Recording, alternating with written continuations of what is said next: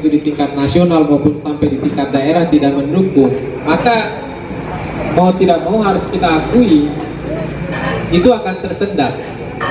Meskipun sebenarnya kalau pada level privat dia bisa berjuang, ya tetap bisa dia bertahan, tetapi itu akan lebih sulit dibandingkan jika di level pemerintahan itu disiapkan landasannya. Ibaratnya Anda siapkan pesawatnya, tapi landasannya juga siap. Jadi komentar saya yang pertama itu, sudahlah kemudian bertengkar mana yang lebih baik, mulai dari yang kecil-kecil dulu atau kemudian mulai langsung pembahasan di tingkat negara. Karena dua-duanya kalau dipertentangkan tidak akan ketemu jalan. Karena mempertentangkan keduanya itu sama mempertentangkan antara tangan dan kepala Anda. Padahal dua-duanya Anda butuhkan, seperti itu. Ya, itu yang pertama. Terus yang kedua, soal masalah pertarungan ideologi. Nah, ini kita bisa diskusi lebih intens setelah ini ya, acara ini, misal kalau mau lanjut. Nah, masalah di Indonesia yang paling utama mengenai ideologi, ya saya tidak akan masuk ke ideologinya, tetapi dasar negaranya. Nah, kita sebenarnya sebagai sebuah negara itu punya modal yang berbeda dari negara lain di seluruh dunia, dan ini bisa kita jadikan kekuatan untuk bisa ya menangkal hegemoni yang sudah ada di Indonesia selama ini, terutama yang kita sebut tadi elit-elit global.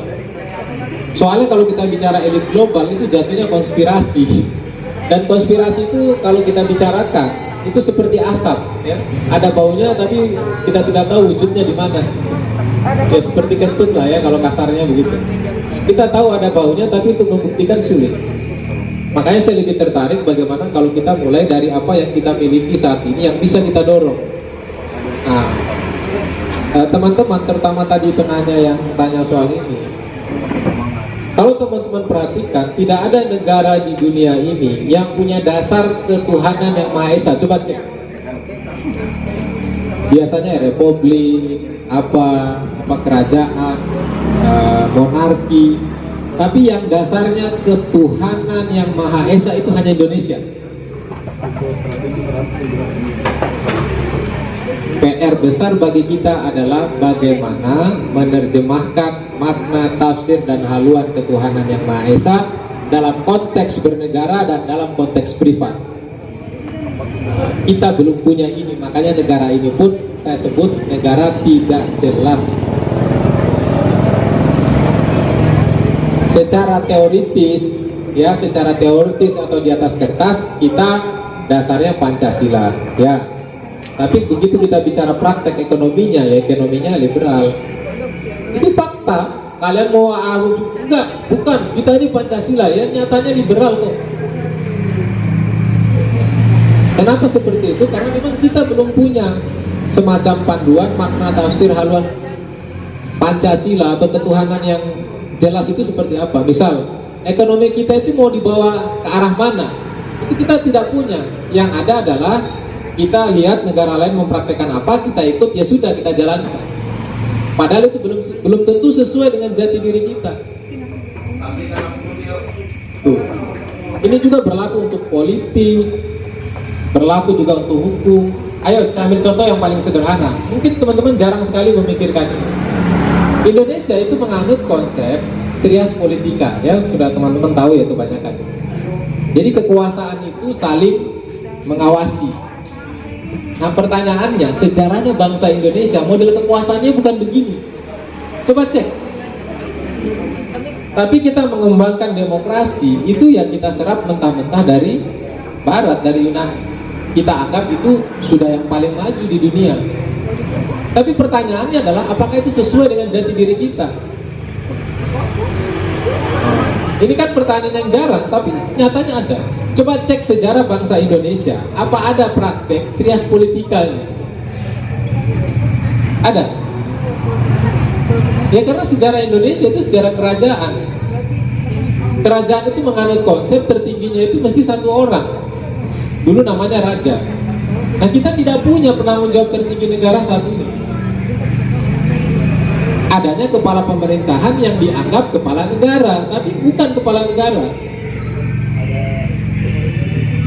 Saya ambil contoh sederhana, kalau rakyat dirugikan oleh kepala pemerintah dalam hal ini presiden, dia mencari keadilan kemana? Ya. Bisanya kan ke lembaga kayak Mahkamah Agung. Nah, kalau di Mahkamah Agung dia tidak memperoleh keadilan, kemana lagi dia? Kan buntu. Nah, sementara konsep di Indonesia, sebelum Indonesia lahir, kita itu sudah punya namanya Nusantara yang merupakan cikal bakal lahirnya Indonesia. Harusnya kan nilai-nilai dari Nusantara ini yang kita ambil, kita tumbuh kembangkan. Nah, salah satunya ya Islam. Tapi bukan Islam itu sebagai agama bukan satu-satunya, sudah ada sebelumnya itu sudah ada Hindu, sudah ada Buddha, sudah ada Kristen, sudah ada Kapitayan yang merupakan agama sebelum ada agama, dan itu sudah ada di Indonesia. Kenapa kita tidak menyerap nilai-nilai yang sudah ada dan itu lebih cocok untuk kita? Contoh lagi di bidang ekonomi. Ayo, ini saya tanya, apapun agamanya, apakah ada ajaran agama atau ajaran budaya di Indonesia yang mengajarkan bahwa ekonomi itu adalah dengan cara bersaing? Ada? Kalau ada, tunjukkan satu ayat di dalam Al-Quran atau Injil atau apapun yang mengatakan bersainglah engkau untuk berekonomi. Ada? Nyatanya kita praktek seperti itu. Ya apa coba?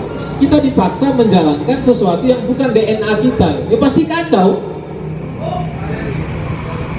Tapi karena kita sudah menganggap itu sebuah kebenaran, jadi kebiasaan ini diulang-ulang dianggap sebuah kebenaran.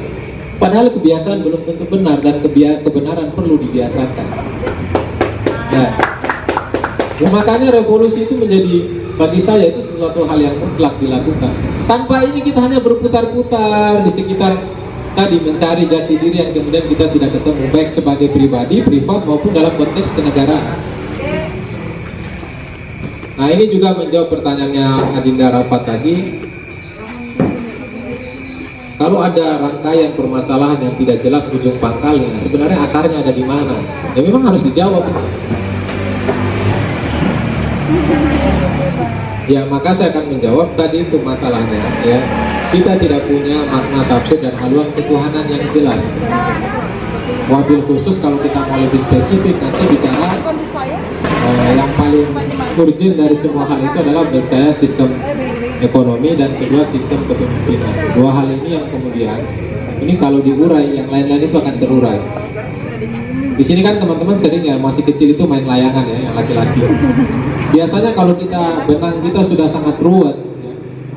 Kalau teman-teman tenang, ya, tidak ikut-ikut ruwet juga, itu pasti ada satu di antara yang ruwet itu. Kalau kalian tarik, yang lain itu langsung terurai. Itu yang saya maksud. Dimulai dengan kemudian kita mendefinisikan ulang sebenarnya Indonesia ini jenis kelaminnya apa, jenis kelamin ekonominya itu seperti apa, jenis kelamin politiknya itu seperti apa, jenis kelamin demokrasinya seperti apa. Ini harus kemudian kita tata ulang. Sudah tidak cukup lagi misalnya ayo kita tata ekonominya dulu, tidak bisa, karena terbukti semua sektor ini saling berhubungan. Makanya kata Hasil tadi, bagaimana kemudian dengan kondisi kita bicara yang besar-besar sementara ini ada krisis karakter di tingkatan privat, ya. Nah, masalahnya krisis karakter pun ini kaitannya dengan bagaimana kehidupan kita menafsirkan keagamaan di Indonesia, dan kita belum selesai masalah ini. Makanya perlu didudukkan lagi makna ketuhanan antar agama ini biar kemudian kita itu punya standar yang sama ketika kita membangun negara. Oke lah di level privat kita bisa berbeda-beda soal tafsir, tapi di level negara kita harus sepakat. Misal antar agama ekonomi ini, kita ekonomi apa yang kita pakai, sehingga agama Kristen, agama ini semua cocok. Kita duduk terakhir kali membahas ini itu adalah pada sidang BPUPKI sebelum Indonesia lahir.